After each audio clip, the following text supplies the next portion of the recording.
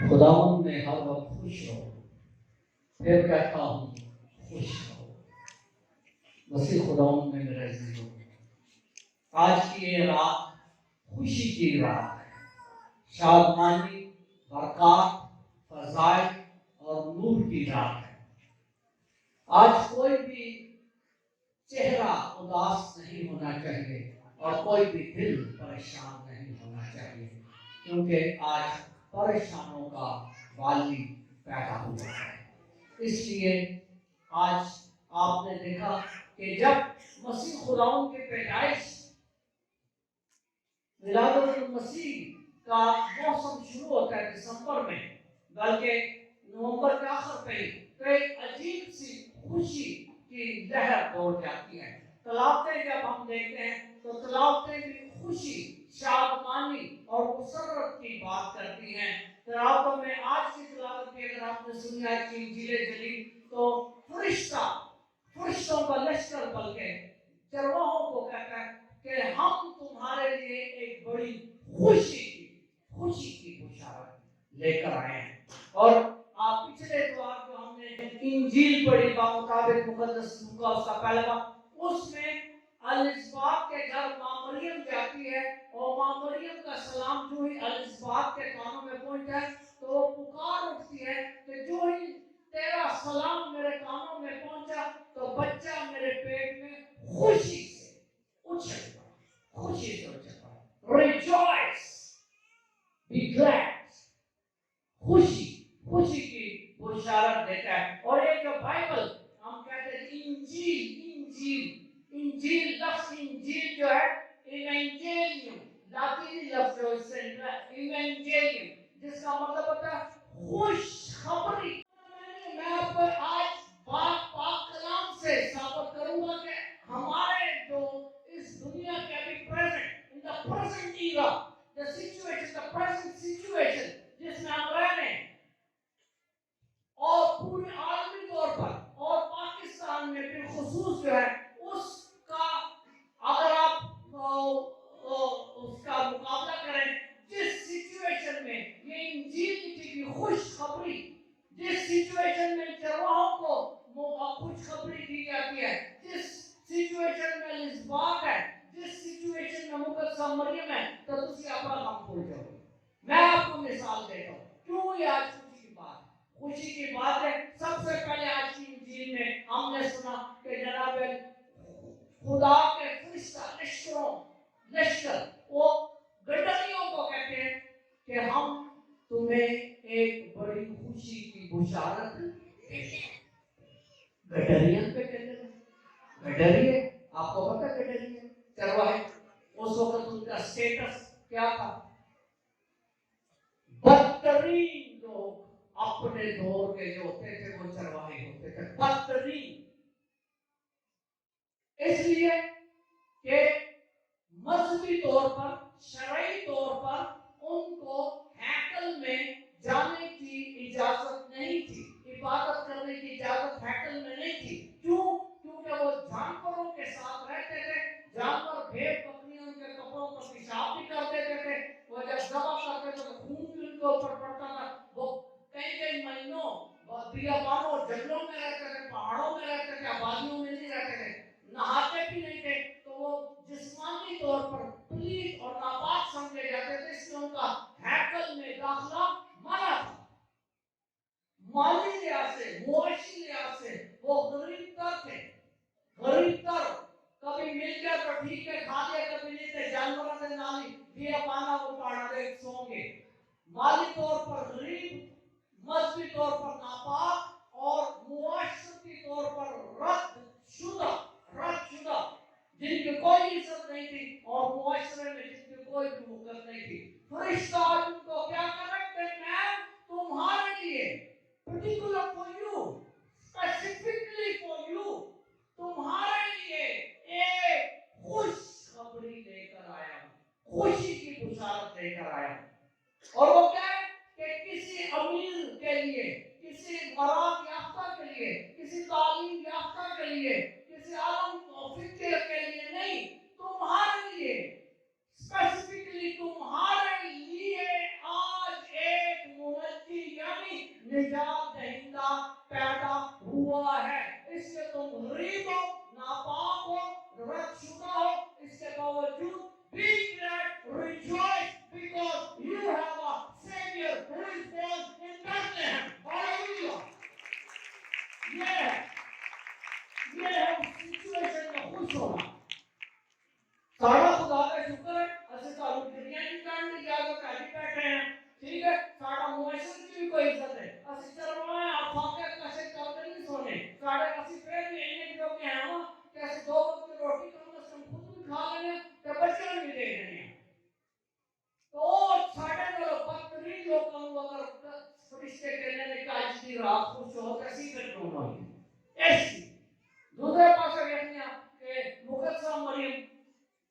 اپنا الزبات کا طرف جاتی، الزبات تو کہتی تھی مغل صاحب کا بچہ خوشی سے میرے پیٹ میں اتر پڑا. الزبات کا حال بھی کوئی خوش حال نہیں تھی.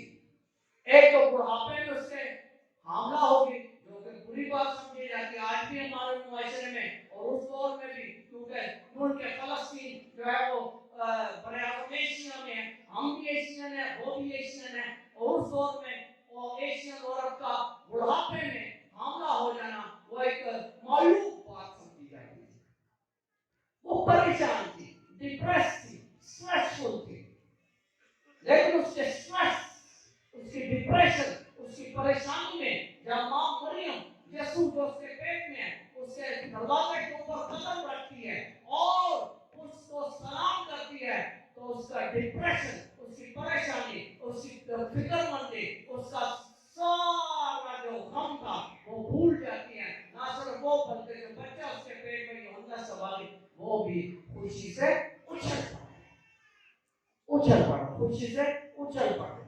اس لیے چرواہے مصیبت زدہ غریب غم کے مارے بدحال ان کو کہتے ہیں کہ تمہارے لیے آج ایک منجی پیدا ہوا ہے. ماں مریم کا حال اگر آپ کے سامنے رکھے، میں نے پہلے بھی کئی بار رکھا، تو وہ بھی کوئی اتنا اچھا حال نہیں تھا. ایک دور دراز ناصرت کا مطلب پتہ کیا ہوتا ہے؟ ناصرت کا مطلب ہے آج کل تھر کا علاقہ، چولستان کا علاقہ. ادھر منہ نہیں دکھائے، ادھر روز درجن بچے مرتے ہیں بھوک کی وجہ سے، دودھ نہیں ملتا، بھوک کی وجہ سے مر جاتے ہیں. صحرا ہے، دوائی دارو ادھر کوئی نہیں ہے، کئی ایک سال تک ادھر کیپ پڑتا ہے، پانی نہیں ہے. تو ناصرت اس دور کا جو تھا وہ جنوبی سندھ تھا. اور خدا ہمارے ساتھ جو ہے وہ رہنا چاہتا ہے. خدا ہمارے غم میں، خدا ہماری خوشی میں ہمارے ساتھ رہنا چاہتا ہے. خدا اس لیے یہاں اس دھرتی پر نہیں ہے کہ اکیلا رہے. خدا اس دھرتی پر غریبوں کے درمیان اس لیے پیدا ہوا کہ وہ غریبوں کے درمیان رہنا چاہتا ہے. خدا ان کی خوشی اور غم میں شریک ہونا چاہتا ہے. اس لیے یہ ضروری ہے. اور اسی لیے ماں مریم خوش ہے، اسی لیے الزبات خوش ہے، اسی لیے غریب چرواہے خوش ہیں، کیونکہ خدا ہمارے ساتھ رہنا، ہمارا فکر، ہمارا غم، ہماری خوشی بانٹنا چاہتا ہے. آج ایک بات اپنے ذہن میں بٹھا کر ادھر سے جانا، سارے جو باہر بیٹھے ہوئے ہیں اور جو اندر اور جو اوپر گیلری بنے ہیں، سارے ایک بات اپنے ذہن میں بٹھا کر جانا، اور وہ یہ ہے کہ جب ہم، اگر آپ میں سے کوئی بیمار ہے تو سن لے، اگر آپ میں سے کوئی بے اولاد ہے تو سن لے، اگر آپ میں سے کوئی بے روزگار ہے تو سن لے، اگر آپ میں سے کوئی فکر مند یا پریشان ہے تو سن لے. ایک گل اپنے دل سے بٹھا لو کہ جب ہم خدا کو اپنی صورتحال، اپنے حالات میں پکارتے ہیں، اور جب ہم خدا کو اجازت دیتے ہیں کہ وہ ہمارے حالات کے اندر آئے، when we allow God to come in the circumstances we are living in، تب کیا ہوتا ہے کہ خدا ان حالات میں آتا اور وہ ہمیں تبدیل کرتا ہے. ہمارے حالات اگر تبدیل نہیں ہوتے تو وہ ہمارے اندرون کو، ہمارے دل کو، ہماری روح کو اور ہمارے ذہن کو تبدیل کر دیتا ہے. مقدسہ مریم جو تھی اس کو جب آ کر بتاتا ہے، مقدسہ مریم کو علم تھا، وہ مذہبی لحاظ سے یہودی تھی. احبار کی کتاب اس کے 20 باب میں لکھا ہوا ہے کہ جو بھی زنا کرے گا، زنائی کی جو سزا تھی وہ موت تھی. تو بغیر شادی کے حاملہ ہونا زنا ہے، اور مقدسہ مریم کو علم تھا کہ اس کو سنسار کر کے، پتھر مار کے مار دیا جائے گا. اس کے حل، لیکن اس نے اس چیلنج کو قبول کیا. حضرت یوسف جو کہ شک میں تھا جب اس شک میں خدا کا فرشتہ اس کے پاس آتا ہے، جب وہ اپنے شک کی حالت میں خدا کو اندر آنے کی اجازت دیتا ہے، تب اس کا شک جو ہے وہ اعتبار میں اور یقین میں تبدیل ہو جاتا ہے۔ جب چرواہے غربت اور مفلسی اور ناپاکی کی حالت میں یسوع کو دیکھتے ہیں تو ان کی جو اندرونی حالت تھی اور سوچنے کا انداز تھا وہ تبدیل ہو جاتا ہے۔ حالات تبدیل نہیں ہوتے، وہ خود تبدیل ہو جاتے ہیں اور ان کو ایشورنس مل جاتی ہے، یقین ہو جاتا ہے کہ اب وہ اکیلے نہیں بلکہ خدا ان کے غربت میں، افلاس میں، ان کی بدحالی میں ان کے ساتھ ہے۔ سو خدا کے لیے خدا کو اپنے حالات میں آنے کی اجازت دو۔ خدا آپ کے حالات میں آنا چاہتا ہے، خدا آپ کی غربت میں آنا چاہتا ہے، خدا آپ کے گھروں میں آنا چاہتا ہے، خدا آپ کی مفلسی میں آنا چاہتا ہے، خدا آپ کے غموں میں اور آپ کی خوشی میں آنا چاہتا ہے۔ اس کو آنے دو، اس کو نہ روکو۔ ساری دعا ہوندی کی عام طور پر ساری دعا اسی پریشان ہو جانے ہیں، اسی غمگین ہو جانے ہیں، اسی پر جناب کوئی اسی کہنے مصیبت آ کے کوئی مسئلہ اسی کہتے ہیں اے خدا مجھے اس مصیبت سے نکال۔ یہی کرنے نا دعا، مجھے اس دکھ سے نکال، مجھے اس مصیبت اور اس آفت سے نکال۔ یہی دعا کرنے کے اور اوپر کر یہی کرنے نا ہم کروں کہ سانو خدا اس مصیبت کو جڑا وہ کٹے۔ لیکن میرے عزیزوں بات یاد رکھیں کہ ہم نے آج کے بعد یہ دعا نہیں کرنی، ہم تسی کو کہ اصل نے آج کے بعد یہ دعا نہیں کرنی۔ ہم نے خدا کو یہ نہیں کہنا کہ ہمیں اس مصیبت سے، اس بیماری سے، اس مفلسی سے، اس آفت سے نکال، یہ دعا نہیں کرنی، بلکہ کیا کہنا ہے آج کے بعد اپنی دعا پڑھو، آپ بدل جاؤ گے، میرا وعدہ ہے آپ سے۔ آپ نے یہ دعا نہیں کرنی، آپ نے کیا دعا، آپ نے کہنا ہے خدا میری غربت، میری مفلسی، میری بے روزگاری، میری بیماری، میری بدحالی کے اندر آ، مجھے باہر نہ نکال بلکہ تو میرے حالات کے اندر آ۔ جب خدا آپ کے حالات کے اندر آئے گا تو آٹومیٹکلی آپ کے حالات تبدیل ہو جائیں۔ لہذا آج کے بعد یہ نہیں کہنا کہ ایک اس مصیبت سے کٹ بلکہ کہ خدا تو اس مصیبت سے میرے نال کھلو، اس مصیبت سے میرے نال آ، جس طرح چرواہوں نے کہا، اس طرح آپ نے یہ دعا کر لیا۔ لہذا مسیح خداوند میں میرے عزیزو اگر آپ بیمار ہیں، اگر آپ بے روزگار ہیں، اگر آپ غریب ہیں، اگر آپ مذہب کے نام پر استحصال زدہ ہیں، تو پھر آج کی رات اور آج کے بعد آنے والے ہر دن اور ہر رات خدا کو انوائٹ کریں، invite کریں in your sickness, in your poverty, in your misery, and in whatever condition you are, invite God within that situation and the situation will change۔ یہ میرا مطلب ہے آپ سے، تو اس کو بلائیں کہ مجھے نہ نکال بلکہ تو میرے حالات کے اندر آ تو پھر آ۔ جب اور یہ بھی یاد رکھو، آج میں ایک اور بات کہوں گا، جب ہم خدا کو کہنے جو ہے کوئی خدا نے ساڑھے نال کی دیتا ہے، عام طور سے کہنے اسی طرح جانے ہیں لوگوں ملنے ہیں تو لوگ کہتے ہیں وہ کوئی خدا ہے، وہ کوئی فاتح کیا، وہ کوئی ساڑھے نال کی ہو گیا، ظلم ہو گیا، ساڑھے کر رہے ہیں، خدا نے ساڑھے نال کی کر دیتا ہے، زیادتی کر دیتا ہے۔ ٹھیک ہے، میں آپ کو آج بتاتا ہوں کہ جب خدا ہم مصیبت میں ہوتے ہیں، جب ہم مشکل میں ہوتے ہیں، جب ہم پریشانی میں ہوتے ہیں، اگر یہ پریشانیاں اور یہ مصیبتیں اور یہ آفتیں ہم پر نہ آئیں تو ہمیں کبھی بھی کسی بھی صورت میں یہ پتہ ہی نہیں چلے گا کہ ہمارے اندر کتنی خوبیاں ہیں، کتنی قوت ہے، کتنی جو ہے ہمارے اندر صلاحیتیں ہیں۔ ہمیں صرف پتہ ہی اس وقت چلتا ہے جب ہم پر برا وقت آ جاتا ہے، جب ہمیں چیلنج کوئی بہت بڑا چیلنج جو ہے وہ مل جاتا ہے، ورنہ ہمیں پتہ ہی نہیں چلتا۔ صرف مصیبت میں، آفت میں، پریشانی میں ہم اپنی صلاحیتوں کے باغ اور عروج تک پہنچتے ہیں، ادروائز ہمیں پتہ ہی نہیں ہوتا۔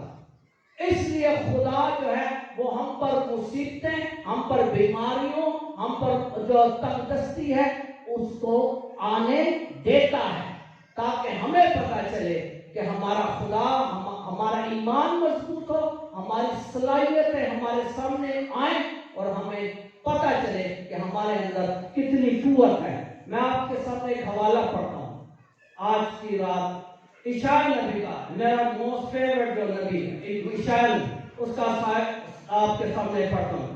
عیسائی نبی فرماتا ہے 43 باب اور اس کی 2 آیت سنو کر، کیا فرماتا ہے کہ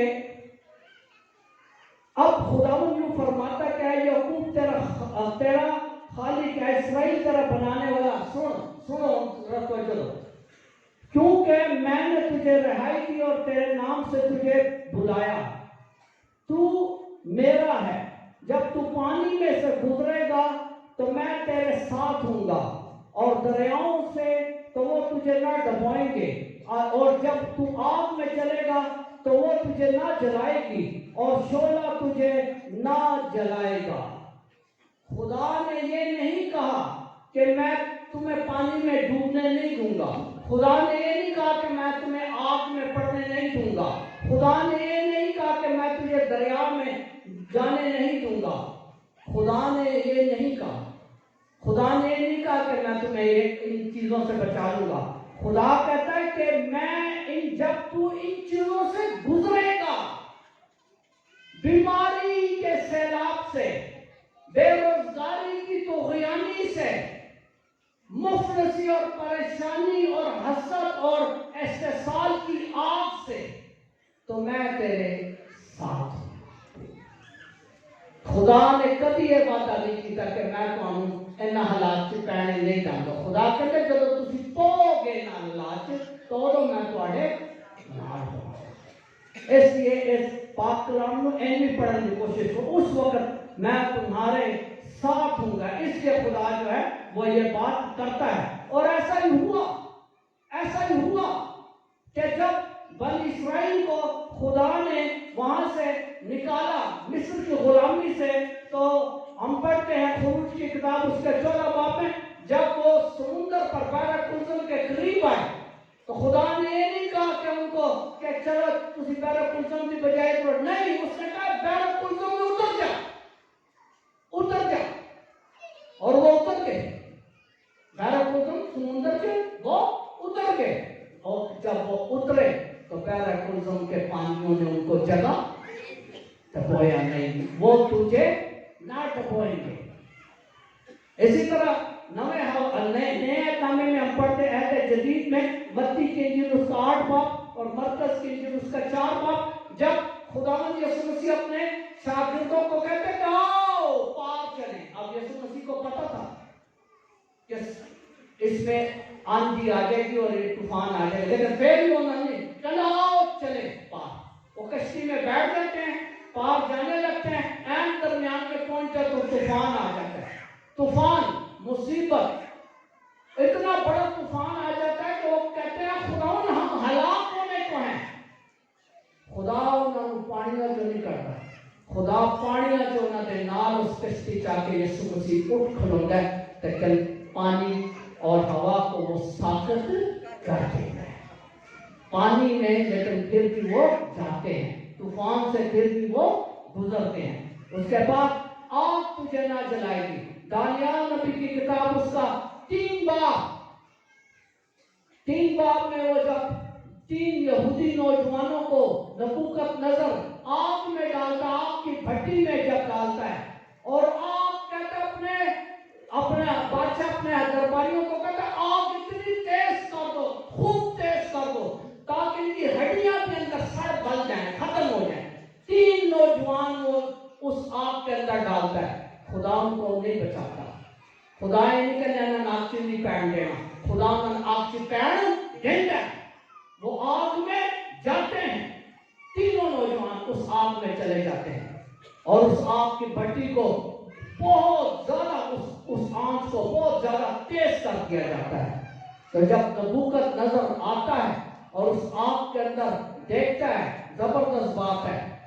دانیال نبی کی کتاب 3 باب 94، جب اس کے اندر جھانک کر دیکھتا ہے تو واپس پلٹتا ہے اور اپنے درباریوں سے پوچھتا ہے کیا تم نے ان کو آگ میں نہیں ڈالا؟ ہو کہہ رہے ڈالا ہے آپ کے سامنے، آگ پورے طور پر پاگڑ بچا ہے۔ کہتا ہے لیکن وہ تو اس کے اندر پھر رہے ہیں، اور کیا تم نے 3 لوگوں کو ڈالا تھا؟ وہ کہتے ہیں ہاں بادشاہ ہم نے 3 کو ڈالا تھا۔ کہتا تو پھر ان کے ساتھ چوتھا کون؟ اور چوتھے کی شکل ابن خدا جیسی ہے، یعنی یسوع مسیح جیسی۔ چوتھا بندہ آگ میں ان کے ساتھ کون چلا گیا؟ اور اس چوتھے بندے کی شکل ابن خدا جیسی ہے۔ اور ابن خدا کون ہے؟ یسوع المسیح، جس کی ولادت ہے۔ کہنے 3 کو ڈالا تھا، چوتھا کون ان کے اندر چلے گا؟ چوتھے کی شکل ابن خدا جیسی ہے، اور وہ چوتھا بندہ خدا آگ میں ان کے ساتھ، ان کو آگ میں ڈالنا جاتا ہے۔ خدا ان کو آگ میں ڈلنے سے نہیں روکتا، خدا آگ میں ان کے ساتھ ہوتا ہے۔ یہ چوتھا کون ہے؟ 3 ڈالے تھے، چوتھا کون ہے؟ جس کی شکل، جس کی صورت ابن خدا جیسی ہے۔ اور آج ہم جو عید مناتے ہیں وہ یہ ہے کہ ابن خدا انسان بنا تاکہ ہمارے ساتھ رہے، ہمارے ساتھ رہے۔ یہ اس کی شکل جو ہے وہ ابن خدا جیسی ہے۔ ایسی ہے خدا اور انسان کے ملنے کی عید ہے، ایمانویل کی عید ہے۔ لہذا بیمار، غریب، مسکین، مفلس، استحصال زدہ سب اپنی پریشانیوں کو کہہ دو، کیا پریشانی ہو، میرا خدا ہر پریشانی سے افضل اور بڑا ہے، اور میں اپنے خدا میں ہمیشہ خوش و خرم رہوں گا۔ اور اس چٹنی میں خدا یسوع مسیح کو آج نہیں بلکہ اپنے دل، اپنے گھر، اپنے علاقے اور اپنے ملک میں پیدا کر کے گدریوں کی طرح شادمان اور مقدسہ مریم کی طرح خدا کی شکر گزاری اور الزبات کی طرح نعرے لگاتا ہوا زندہ رہوں گا۔ مسیح ہمارے خدا ان کے وسیلہ سے آمین۔